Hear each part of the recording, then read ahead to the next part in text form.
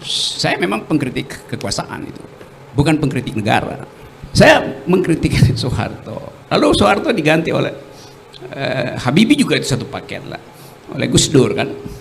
Gus Dur itu teman saya, teman diskusi, teman bercanda segala macam. Satu waktu Gus Dur bertemu dengan Tommy Soeharto di Hotel Borobudur. Saya bicara ke publik, turunkan Gus Dur, karena belum apa-apa udah ketemu dengan Tommy Soeharto. Pada waktu itu orang masih anggap jejak Orde Baru masih ada. Ya mungkin kita nggak tahu apa, tapi kita cuman eksplisit aja kenapa ketemu dengan Tommy Soeharto yang sekarang bikin partai yang kemudian ikut dalam demokrasi. Ya udah, Tommy Soeharto udah sekarang dia ikut dalam demokrasi. Jadi saya kritik Gus Dur itu.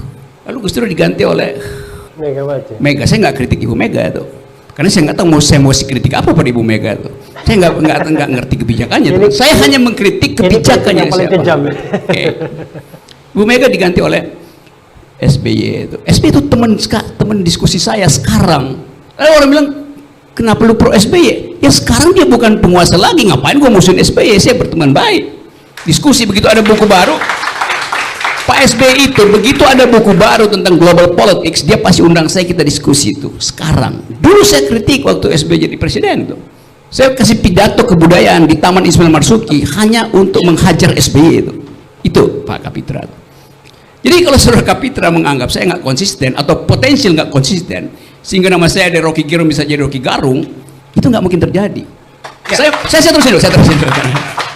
Jadi saya ingin lihat, uji di mana kelurusan pikiran saudara Kapitra. Dari Kapitra Ampera artinya amanat pendidikan rakyat. Sekarang jadi Kapitra amanat pemerintah, Ampera juga.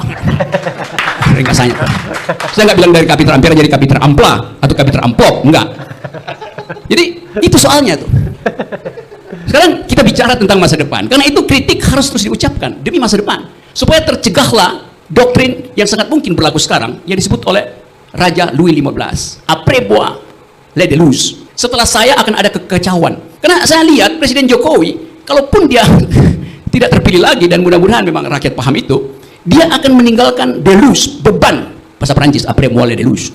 Dia akan meninggalkan deluge, beban pada presiden berikutnya, beban 10.000 triliun, beban keretakan bangsa, beban KPK yang buruk, beban ekonomi yang nggak tumbuh, beban macam-macam. Iya, itu saya sudah sebut tadi, apalagi itu indeks demokrasi yang buruk, oligarki macam-macam itu, tax ratio tinggal 8%. Jangan-jangan begitu presiden baru terpilih di 2024, seminggu kemudian dia jatuh juga karena nggak mampu memegang après moi les déluges yang ditinggalkan oleh Presiden Jokowi.